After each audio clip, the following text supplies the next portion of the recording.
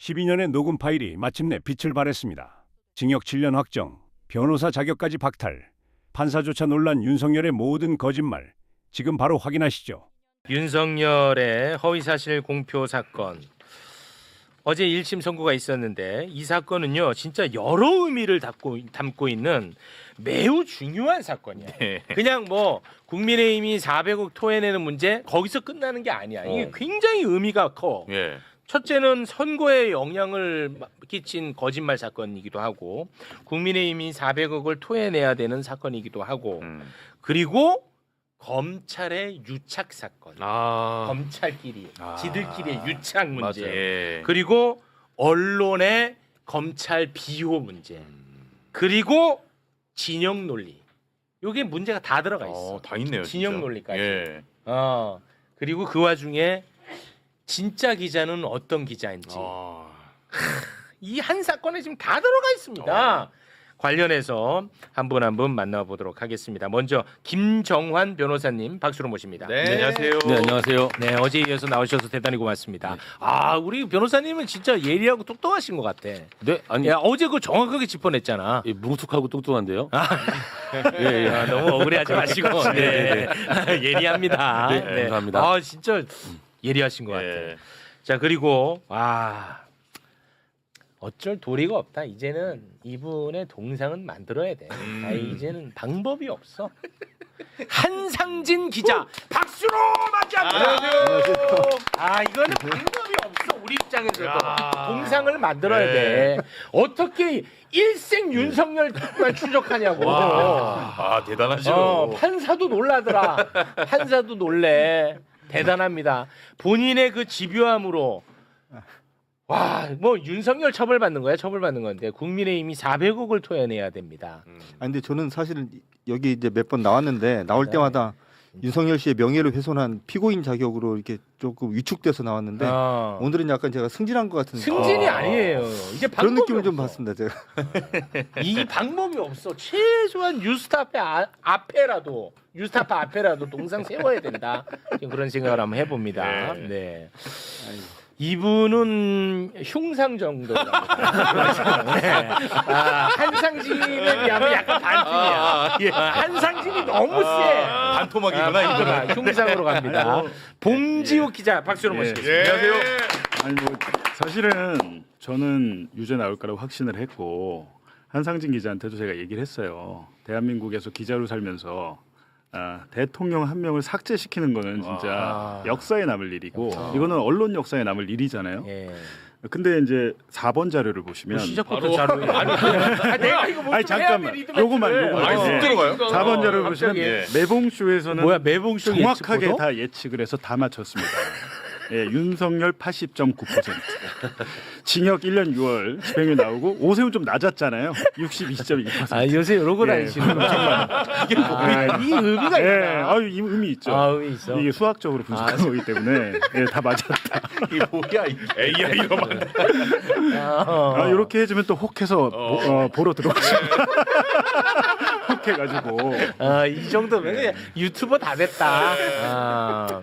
많이 힘들어요. 예, 아무튼 뭐 축하드리고요. 정확하게 맞추셨기 때문에 정말 많은 의미를 담고 있다. 제가 이렇게 표현을 했는데 사건에 들어가기 앞서 어제 선고에 들어가기 앞서 제가 이렇게 성격 규정한 거에 대해서는 우리 위인 선생님께서는 동의하십니까? 제가 여러 가지 의미를 나열을 하지 않았습니까? 아니 제가 그 윤석열 명예훼손 사건으로 나왔을 때도 제가 매번 드리는 말씀인데 제가 백날 떠드는 것보다 최후 앵커가 딱 정리해 주시는 게 훨씬 더 깔끔한 거고 오늘도 뭐 저는 사실은 그렇게 대단한 의미가 있는 사건으로 제가 생각을 안 해봤는데 말씀 듣다 보니까 굉장히 의미가 있는 의미를 여기서 여기 찾아가야 돼. 맞죠? 몰랐습니다. 듣고 보니까 맞긴 진짜 하죠. 의미가 큰 사건. 그렇지. 듣고 보니까 나는 막 억지를 부리는 게 아니에요. 맞아요. 예, 듣고 보니 그렇잖아. 선거에 영향 끼쳤어. 심지어 선거의 결과를 뒤바꿨어. 네, 그렇죠. 0.73 차로 뒤바꾼 사건이야. 아니, 근데 어제 이렇게 중요한 사건이라서 어제 저희도 라이브 방송 독한 기자 킨을 했는데 얘기를 들어보니까 법정에서 이제 나오는데 지상파 종편 카메라가 쫙 한 8, 9대가 쫙 있는 거예요. 법정 이렇게. 근데 한상진, 김용진이 걸어 나오더라고. 뉴스타파 기자. 그래서 전 그 생방송을 딱 봤으니까 아 한상진 선배 오늘 지상파 뉴스에 나오겠다. 아무도 안 잡아요. 아무도 안 잡고 한상진은 아무도 안 잡아. 윤석열의 변호인을 인터뷰를 하더라고요. 아니 근데 그렇게 언급이 지상파 많이 정도에. 됐는데. 그러니까 이게 얼마나 기가 막힌 일이에요. 아니 저는 이제 네. 듣보잡이니까. 뭘 조용히 듣보잡이야. 조용히- 어제는 윤석열 이름보다 한상진 이름이 더 많이 났어요. 왜냐면 윤석열은 피고인으로 명명돼가지고 한상진. 아, 그러니까. 한상진이었어요. 네. 아, 부끄럽습니다. 아 진짜 그랬어요. 그랬죠. 어제 그래서 그 보시면 MBC나 이거 보시면 예. 윤석열 변호인이 인터뷰하면서 양심이 없는 판결이라고. 음. 예, 판사한테 양심이 없다고 그렇게 그래. 얘기를 하는데 그 뒤에 지나가더라고요. 참 언론 정말 안타깝습니다. 자, 어제 재판 일단 빠르게 좀 살펴보도록 하겠습니다. 윤석열은 허위 사실을 공표한 혐의로 1심에서 징역 1년 6개월 선고를 받았습니다. 예. 자, 특검이 윤석열의 발언 중 거짓말로 본 거 다시 한번 좀 소개를 해주시겠습니까? 두 가지인데요. 첫 번째는 윤우진 전 용산 세무서장에게 변호사를 소개한 사실이 없다라고 이야기한 거. 또 하나는 건진법사 전성벤 씨를 당 관계자로부터 소개받았고 김건희랑 같이 만난 사실이 없다라고 얘기했던 점. 그렇습니다. 2022년 대선을 앞두고 윤석열이는 윤우진에게 변호사를 소개한 사실이 없다고 말을 했어요. 왜냐? 소개한 사실이 있으면 이거 변호사법 위반이거든. 네. 그러면은 선거에 매우 큰 악영향을 끼칩니다. 그래서 거짓말을 한 겁니다. 네. 거짓말했던 그 영상 함께 보겠습니다. 당시에 제가 그 주간동화 기자하고 통화한 그 내용을 보면은 제가 답한 것만 돼 있지 그 기자가 저한테 질문한 부분은 빠져 있습니다. 그거를 아마 그 질문을 그 당시에 다 공개가 됐더라면은 제가 왜 그렇게 답을 했는지가 아마 잘 설명이 될 거라고 저는 생각을 하고요. 제가 무슨 공식적으로 무슨 변호사를 선임하거나 저보다 변호사 더 많이 합니다. 그리고 동생도 현직 검사고 제가 굳이 변호사를 뭐 이렇게 소개할 위치도 아니고 변호사는 다른 사람이 연수원 19기에 다른 사람이 선임이 됐고요. 네. 자, 판사는 이 말이 거짓말이라고 판단을 했습니다. 예. 이것을 거짓말로 판단한 근거가 바로 한상진 기자의 통화였다는 얘기를 합니다. 자, 그 판사의 그 장면 영상으로 보겠습니다. 2012년 한상진 기자와의 통화는 사건 발생과 가장 근접한 시점의 발언인데 피고인은 소개를 시켜줬죠. 내가 이남석이한테 문자를 넣어주라고 그랬다라고 하면서 자신은 이남석에게 지시하여 윤우진에게 연락하도록 한 경위를 상세하고 구체적으로 설명하였습니다. 피고인은 윤우진의 뇌물수수 혐의 사건에 관하여 알고 있는 상황에서 이남석으로 하여금 자신의 소개로 윤우진에게 연락하도록 하였다고 봄이 타당합니다. 네. 자, 판사가 이야기한 그 녹취를 지금 한번 들어보겠습니다. 한상진 기자는 윤석열이가 검찰총장 되고 나서 추적했던 게 아니고 2012년 서울중앙지검 검사일 때부터 일생을 쫓아다녔어요. 일생을. 집에도 안 들어가고 그냥 윤석열만 쫓아다녔던 거야. 그러다가 이 기가 막힌 녹취를 만들어낸 거죠. 와, 인터뷰를 통해서. 예. 그 기가 막힌 전화통화 녹취 함께 듣겠습니다. 혹시 이남석 변호사를 윤우진 씨한테 소개를 시켜주셨나요? 소개를 시켜줬죠. 내가 얘기해줄게. 네네. 어떻게 됐냐면은 내가 그 우리 중수부 연구하나 막 나간 이남석이 보고 예. 일단 네가 지금 배진이한테는 얘기하지 말고 배진이 한참 일하니까 얘 또 형 문제 가지고 형 문제 가지고 괜히 머리 쓰면 안 되니까 네가 그러면은 윤우진 서장 한번 만나봐라.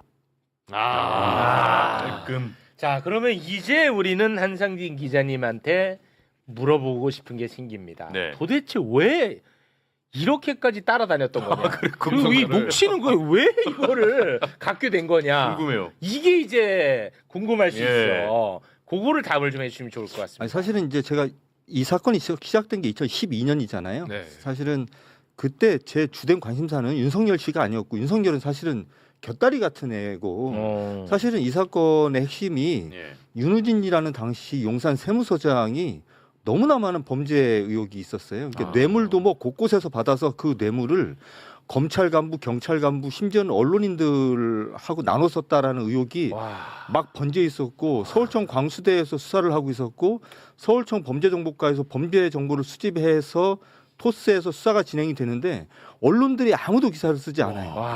그리고 검찰이 계속 저거를 수사를 방해한다는 얘기가 계속 들리고 심지어는 경찰을 상대로 취재를 하면 경찰에서는 취재에 협조를 해주면서도 항상 하는 얘기가 뭐냐면 그래봐야 너 기사 못 쓰는 거 내가 알아. 왜냐하면 이 사건을 가지고 대한민국 어떤 기자가 기사를 쓰겠어? 검찰하고 이제 검찰을 상대로 들이박는 사건인데 거기다가 그 당시에 이 사건 수사팀 그리고 검찰 이 관계자들, 그러니까 윤석열 등을 포함한 검찰 관계자들은 대한민국 검찰 특수부를 대표하는 인간들이에요, 다. 윤대진, 윤석열 이런 사람들이 이제 관련돼 있는 거고.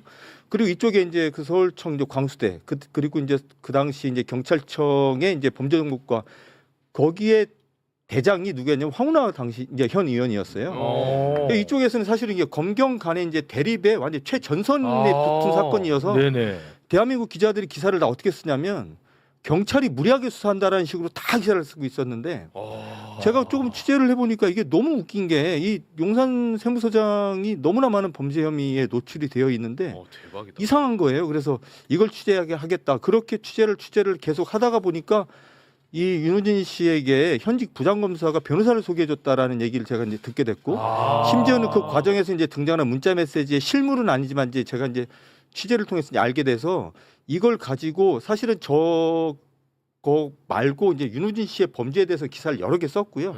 그걸 아무리 써도 아무런 반향이 안 일어나고 제가 기사를 쓰면 항상 검찰 간부들한테 전화가 와서 왜 이래? 우리하고 이러면 안 되잖아. 뭐 이런 식이었어요. 와, 미친다. 야, 그래서 제가 이제 계속 그런 식이었다가 11월, 12월 경에 이제 2010년 12월 도저히 안 되겠다 싶어서 이제 이 변호사 소개했다라는 이제 변호사 저기 이제 부장검사 윤석열 있죠. 저 사람 관련된 기사를 한 2-3개 정도 이제 쓴 겁니다. 근데 사실은 저는 그 당시에 저 변호사 소개 의혹은 말씀드렸듯이 그렇게 큰 사건이 아니라 윤호진 관련된 범죄 혐의인데 어쨌든 이 사건이 이게 여기까지 이렇게 온 거. 대박이다. 와, 방금 말씀하신 게 진짜 너무 중요한 얘기가 다 들어가 있어.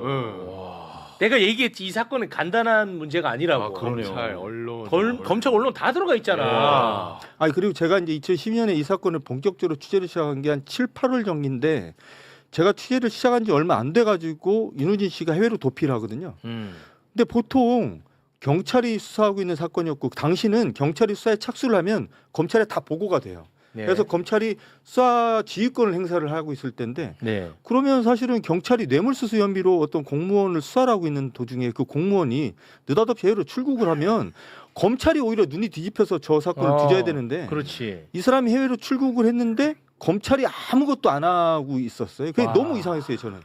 그래서 제가 그때 경찰 관계자들한테 아니 그럼 검경하고 합동으로라도 이거 붙잡아야 되지 않냐 했더니 검찰이 움직이지 않는다는 거예요. 뭐 계속 그런 식이어서 이거 도저히 안 되겠다 싶었는데 이제 그 다음에 2013년에 이제 저는 굉장히 충격을 받았는데 2013년 4월달에 이 사람이 이제 자진해서 들어온 것도 아니고 해외 불법 체류자 신분으로 돌아다니다가 인터폴에 체포가 돼서 들어왔어요. 심지어는 인천공항에 들어올 때 포승줄에 묶여서 이 사람이 들어오거든요. 그래요? 근데 그 다음 날인가 다다음 날인가 제가 경찰에 전화를 해서 윤호진 씨 관련돼서 지금 어떻게 수사가 되고 있냐 물어보니까 풀려났다는 거예요, 아침에.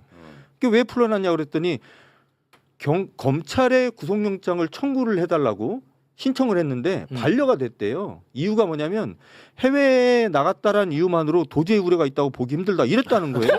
검찰이? 그래서 제가 이게 도대체 무슨 말이지? 하여튼 뭐 그랬던 제가 기억이 나고 그때 제가 그거를 기사를 못 썼던 게 그때 이거를 계속 기사를 쓰려고 하니까 못 쓰게 하는 분위기였어요. 이게 어쨌든 이 사건 관련돼서는 기사를 쓰는 게 참 쉽지 않았어요. 아니 그럼 우리 기자님은 당시에는 어느 언론사 기자였어요?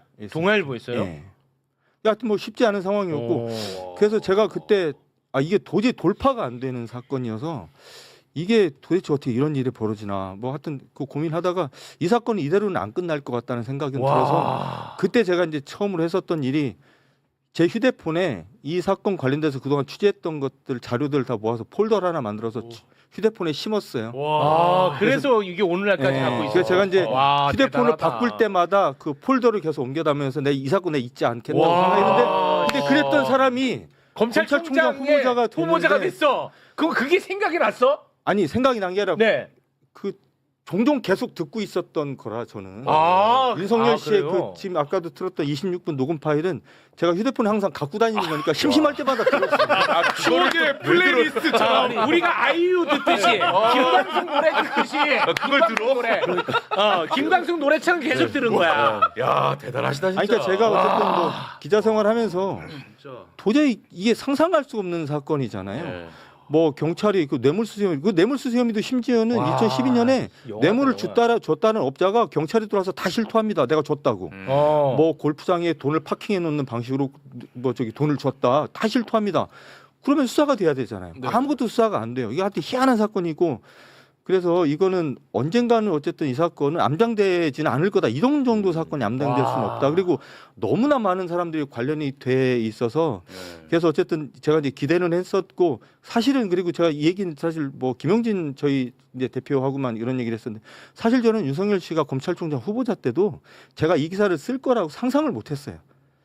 그러니까 윤석열 씨가 검찰총장이 된 이후에 이제 인사청문회가 열리게 됐잖아요. 네. 인사청문회가 월요일 날 열렸는데 금요일 날 서면 답변이 국회에 도착을 합니다. 근데 거기에 보면 그때는 최대 관심사가 이제 윤우진 변호사 소개 의혹이 이제 최대 관심사니까 모든 청문위원들이 다 똑같은 질문했어요.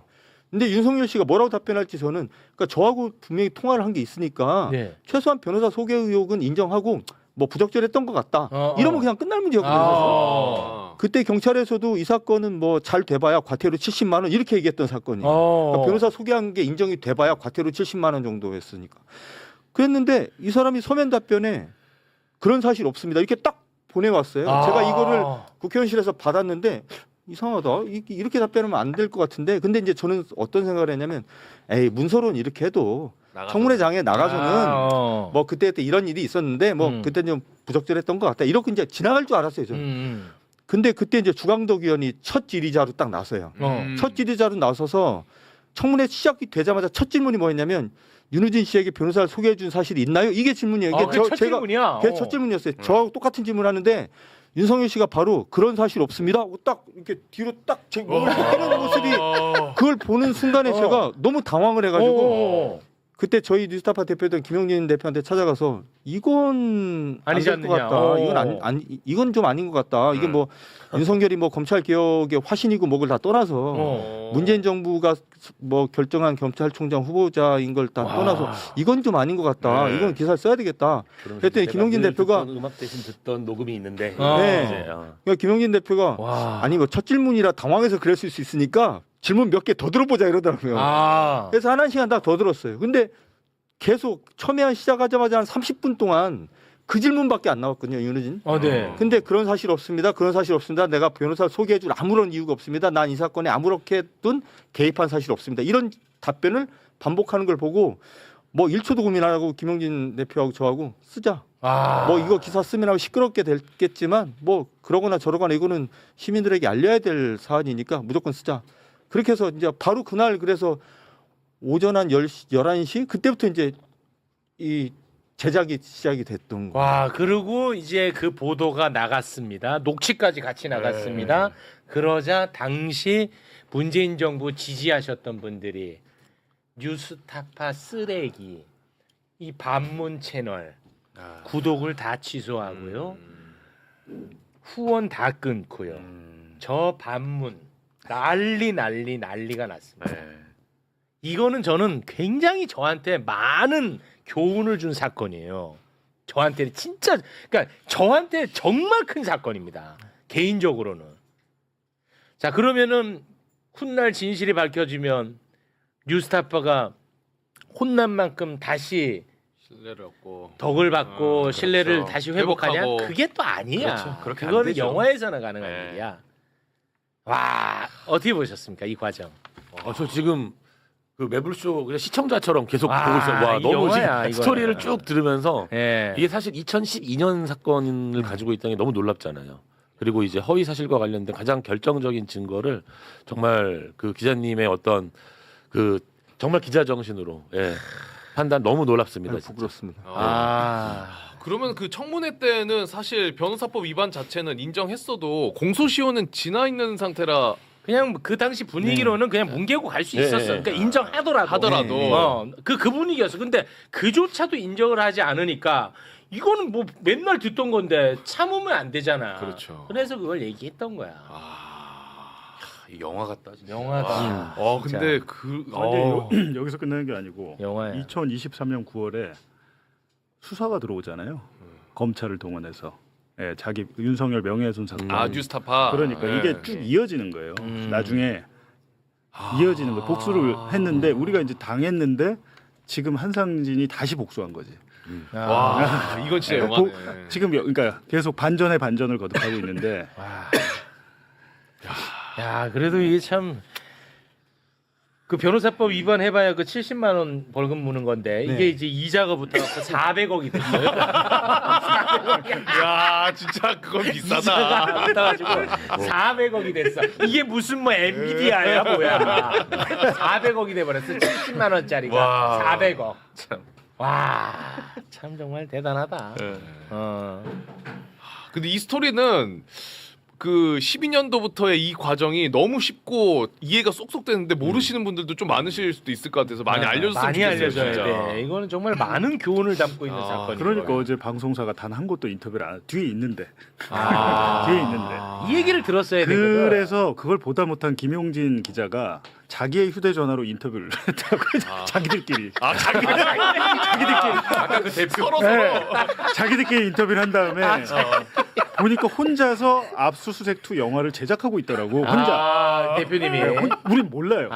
혼자서 어제도 그걸 제작해서 자기 핸드폰으로 찍은 거를 영화에 넣겠다고 지금. 그런 근데 그 김영진 그 대표가 그 어제 기분이 좀 안 좋으셨던 게 이 기사를 쓴 거는 한상진 기자인 거는 많은 사람들이 얘기를 하는데 왜 이 기사의 데스킹을 내가 봤다는 얘기는 아무도 얘기를 안 하냐. 이것도 매우 중요하다. 뭐. 참 그 어르신 그 좀 왜 그러세요? 기가 막힙니다. 네. 그런 일이 있었던 거야. 그런 일이 이제 됐죠. 진짜 이해가 다 됐습니다. 그렇습니다. 건진 관련한 거짓말도 있는데 요거는 뭐 그냥 거짓말 한 걸로만 알고 있으면 될 것 같아요. 그것만 볼까? 그 조순표 판사가 윤석열 김건희 부부가 건진 법사와 어떻게 인연을 맺었고 법당은 또 어떻게 생겼고 그런 것들을 아주 자세하게 설명을 하거든요. 그것만 좀 같이 한번 좀 보고 가도록 하겠습니다. 자, 그 대목 영상으로 함께 보겠습니다.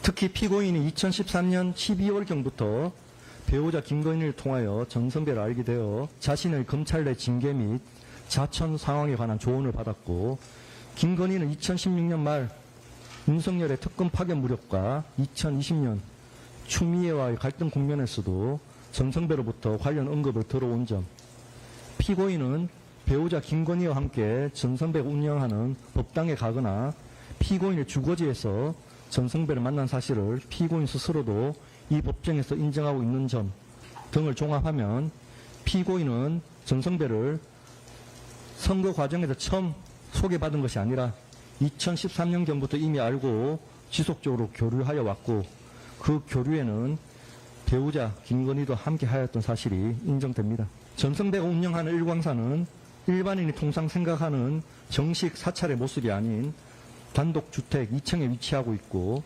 전성배는 배우자가 있는 사람이며 부처님 상이 아니라 자신의 돌아가신 어머니의 상을 모신 방에서 방문객에게 돈을 받고 점을 봐주었습니다. 김건희는 이준수로부터 전성배를 점술적 성격을 전제로 한 인물로 소개받았고, 전성배가 실제로 한 언급 역시 인물의 운세나 관계의 기륭을 논하는 것으로 일반인이 생각하는 불교적 조언과는 성격을 달리합니다. 네가 무슨 스님이냐 전성배가 자세하게 이준수를 통해서 소개받았다는 얘기까지 자세하게 이야기를 했습니다. 아니, 본인도 인정을 했다며요. 법정에서. 윤석열 본인이 옛날에 만들 수 있다. 맞아요. 자백한 거잖아요. 자백을 다 했었어. 국민의힘 뽀개버린다고 공약을 했던 거니까 공약을 좀 지킨 것 같습니다. 그 우리 기자님에 대해서 지금 질문하는 분들이 굉장히 많은데, 그래서 그 윤우진은 어떻게 됐냐고 많이 물어보네요. 이게 좀 설명이 조금 필요한데, 2015년에 윤우진 씨의 뇌물 사건에 대해서 검찰이 무혐의 처분을 해버려요. 그러니까 2013년에 이 사람이 붙잡혀서 들어왔는데 경찰이 추가 수사를 거쳐서 검찰에 송치를 합니다.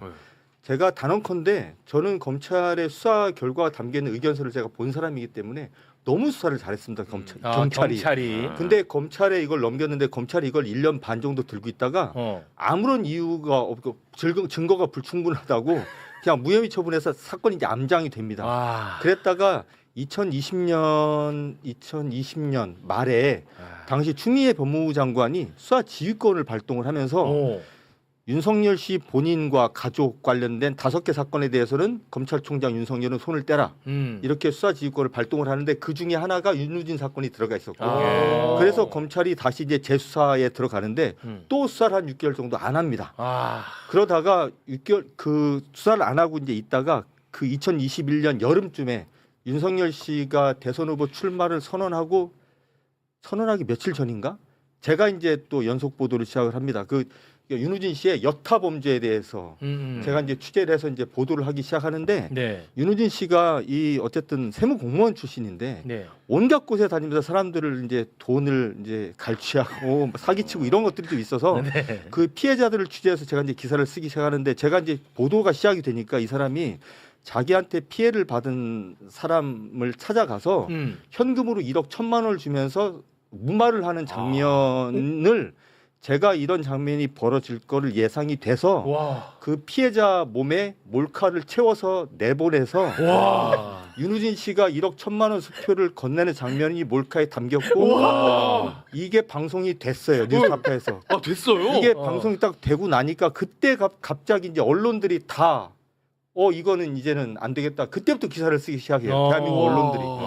그리고 나서 그 보도가 나오고 다음 주인가 갑자기 검찰에서 발표를 하는데 이 사건은 서울중앙지검 반부패 수사부 특수부에 배당을 해서 수사하게 한다고 그래놓고 한 3, 4개월 만에 수사 결과가 나와서 뇌물 사건 그리고 제가 추가로 취재했던 사기, 갈취 사건 이거 2개를 거의 비슷한 시기에 동시다발적으로 기소를 해서 그리고 구속영장을 청구해서 윤우진 씨가 이제 구속이 돼요. 그래서 지금 이 뇌물 사건, 본류 사건인 뇌물 사건에서는 1심에서 징역 3년이 나와서 지금 항소심이 진행 중이고 제가 이제 추가로 보도했었던 이제 여타 사건, 뭐 사기 사건, 이제 변호사법 위반 사건 이제 정확히 말하면 이 변호사법 위반 사건인데 여기서는 이건 이제 대법원에서 판결이 확정이 돼서 이것도 실형이 나왔습니다. 그래서 지금 윤우진 씨는 아마 지금 항소심 재판 받으러 지금 서울중앙지법에 지금 왔다 갔다 하고 있는 걸로 제가 알고 있고 그 사이에 감옥도 한 1년 갔다 왔고. 지금 현재는 그럼 구속은 안 된 상태고. 올해 2월달까지 감옥에 있다가 나왔는데 되게 재밌는 게 이제 윤석열 씨 공선법 사건 때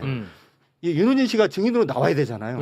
증인으로 나와야 되는데 집으로 문서 송달을 보내면 수령을 안 하는 거예요. 그래서 이제 그 특검 쪽에서도 재판부도 이게 도대체 이 사람 어딨냐? 그 왜 저기 이제 문서 송달이 안 되냐? 막 그러니까 윤석열 씨가 이렇게 딱 발언 기회를 얻더니 자기가 구치소에서 듣기로는 내가 있는 구치소에 지금 윤우진 씨 같이 있다고 다 들었다.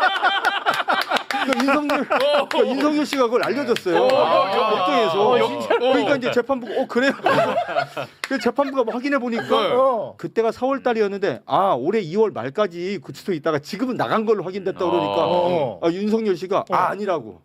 불과 얼마 전까지 구치소에서 분명히 봤다라는 얘기를 내가 구치소에서 들었다.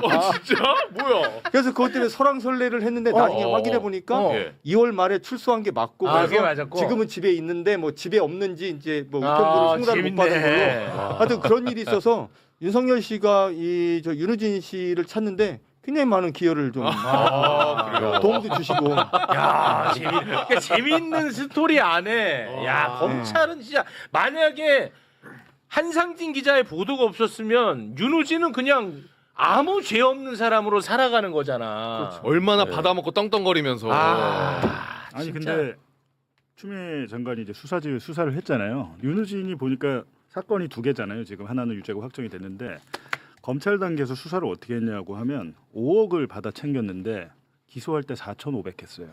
검찰이 4억 5천을 깎아줬어. 그러니까 형량이 다르잖아요. 다르죠.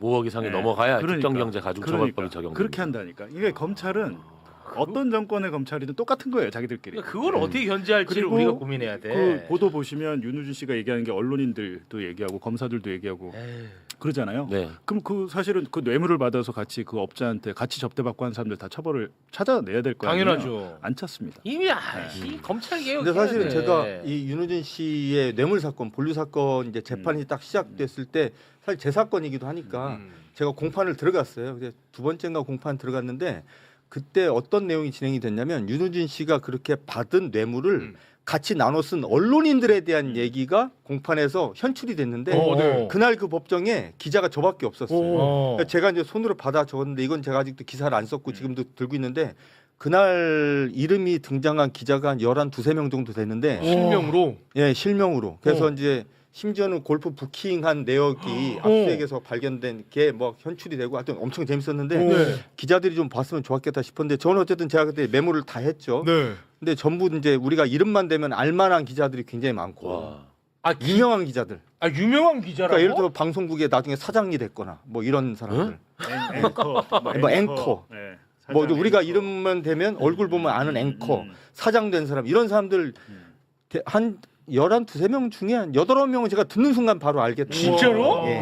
내일 쓰셔야겠는데요. 네, 이거는 왜안 썼어요? 아니 이거는 사실은 그 재판의 한 대목에서 나온 얘기잖아요. 근데 윤호진 씨가 이 뇌물을 나눠 쓴 사람들이 기자들뿐만 있는 게 아니고 검찰, 경찰 간부들도 수두룩한데 제가 이제 이거를 나중에 뭐 기회가 되면 한번 모아서 쓸 요량이고 제가 그때 이제 한 명은 제가 이름을 공개를 했죠. 전 KBS 사장 고대영.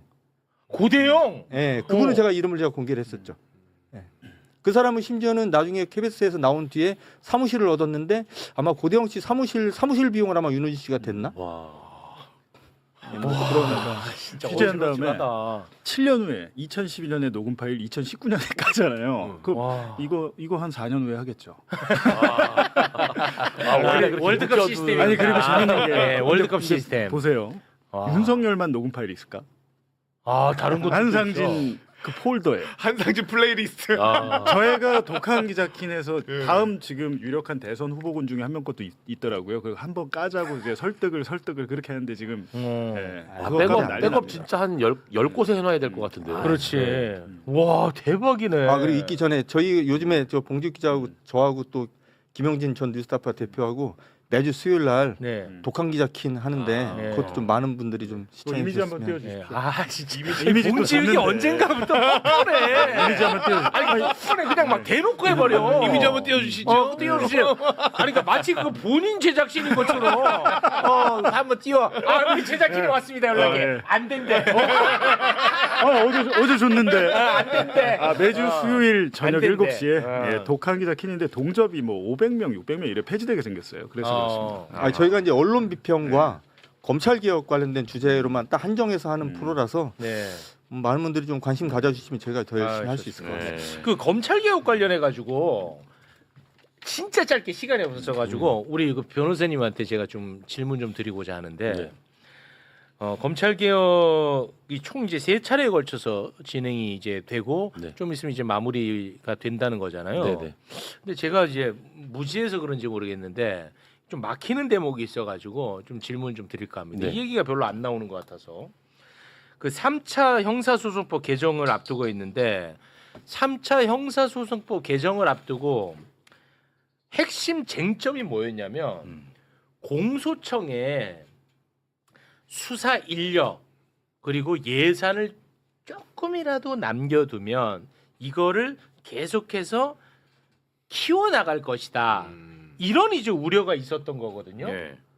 그런데 지금 검찰 개혁 완벽히 됐다고 막 다 박수치는 분위기야. 근데 제가 보니까 7대 범죄에 대한 정권 송치는 하겠다는 거잖아요. 네, 그게 굉장히 저도 아쉬워요. 아니 제가 질문까지 드리고 그러면은 결국은 이거를 허용하게 된다면 수사 인력과 예산 어느 정도 남겨두는 거거든. 나는 이게 핵심 쟁점으로 나는 받아들여 왔던 사람이거든. 그런데 이거는 고스란히 남는 것 아닌가 하는 의문 하나. 그리고 두 번째 2차 중수청법, 공소청법을 만들 때 당시 핵심 쟁점이 뭐였냐면 공소청과 중수청의 인력이 서로 이렇게 오고 갈 수 있는 인적 교류가 발생하면 결국 중수청은 공소청에 하위 개념으로 전락할 것이다. 예.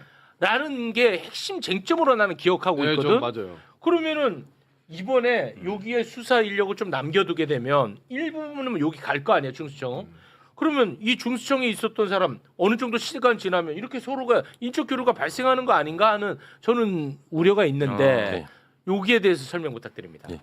일단 그 어떤 수사 제도를 설계할 때 이 제도가 반드시 옳다라는 선언적인 아니, 그런 건 진리는 없고. 없어요. 예, 그런 건 그런 없는데 우리가 약속을 했잖아요. 수사와 기소를 분리하기로. 그런데 이게 타협 과정에서 자꾸 사회적 약자 프레임이 등장을 했습니다. 사회적 약자들이 어떻게든 검찰의 보안 수사덕을 봐야 된다. 저는 그게 잘못된 프레임이라고 생각해요. 사실 범죄를 나눌 때요. 사회적 약자 범죄 그런 건 존재하지 않거든요. 그럼 사기죄는 사회적 약자 범죄니까 아닙니까? 그렇지 않잖아요. 범죄가. 근데 이제 대상자를 사회적 약자로 잡아서 지금 노인, 장애인, 아동 학대, 장애인 학대, 노인 학대, 그리고 성범죄, 가정폭력 이런 것들 사회적 약자 범죄를 묶어서 정권 송치를 하기로 했어요. 근데 이게 어떤 문제가 있냐면은요. 아동 학대를 할 때 아동 학대를 어떻게 합니까? 아동 학대를 때려서 하거나 뭐 감금해서 하거나 아동을 하여튼 아동과 관련된 범죄잖아요. 네. 아동과 관련된 범죄는 다 아동 학대예요. 네. 노인과 관련된 범죄는 다 노인 학대입니다. 예. 그리고 그러니까 장애인 관련된 건 장애인 학대거든요. 그러니까 이게 범죄들이 경합범이 되는 거예요. 상해와 아동의 경합범 이렇게 되는 거거든요. 그러니까 이게 대상자가 아동, 여성, 장애인, 노인이 되면 다 정권 송치를 하겠다. 정권 송치의 건수가 너무너무 많아지는 거예요. 예. 결국에는 근데 정권 송치를 한다는 게 수사 종결권을 가져가겠다는 거고 수사 과정을 다 들여다보겠다는 거잖아요. 핵심은 그 인력을 남겨두겠다라는 거죠. 그거를 확인할 수 있는 인력이 있어야 돼. 검찰 수사 인력이 있어야 되는 거거든요. 수사 요구를 하더라도 수사 요구를 할 때 이게 왜 수사가 잘못됐는지를 판단할 결국 그것도 수사 인력이잖아요.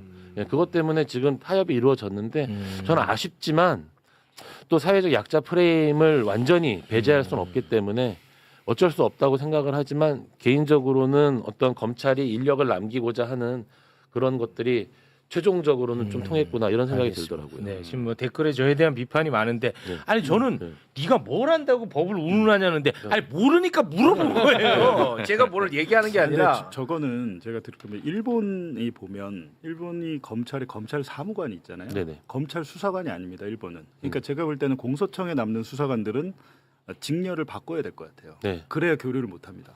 직렬을 이제 공무원도 종류가 많이 있잖아요. 뭐 소방직 있고 뭐 행정직 있고 경찰직 있고 하듯이 공소청에 남는 사무관들은 수사관의 이름을 떼고 공소청 사무관 사무직렬로 만들어 버리는 거죠. 네. 그렇게 하면 중대범죄수사청 수사관들이 오기가 힘들어져요. 맞아요. 공무원은. 예.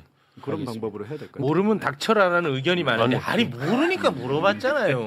아 이거 참 너무 아쉽다. 근데 이게 형사법적인 관점이 아니라 저는 이제 행정조직법적 관점에서 보면 그 산업자원부가 있었고 환경부가 있잖아요. 근데 환경부가 기후에너지자원부로 바뀌잖아요. 네. 그러면은 산업자원부에 있는 인력이 자연스럽게 옮겨와야 되는 거고 그거는 강제로 옮겨오는 거예요. 네. 이거는 뭐 본인이 신청하고 하는 게 아니라 그 부서에 대해서 옮겨오는 거거든요. 그런데 지금 검찰청은 어떤 프레임을 가지고 있냐면 자기들이 경찰보다 상위 조직이었단 말이에요. 네. 그러니까 이 인력 조직과 관련돼 가지고도 자기들이 경찰로 수사를 잘하면 경찰로 가면 되잖아요. 그걸 못 받아들이는 거예요. 그렇겠지. 지금. 그걸 못 받아들이는 과정에서 중수청이 탄생을 한 거고요. 그러니까 중수청은 자기들이 보기엔 경찰과 다른 검찰 수사 인력이 남아 있는 조직이어야 하는 거예요.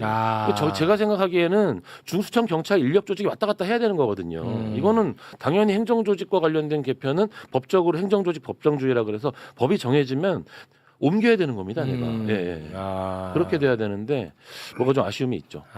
중수청이 생겨난 배경도 네, 중수청 배경이 현실적 타협이 있었다고 보는 거군요. 네, 그렇습니다. 알겠습니다.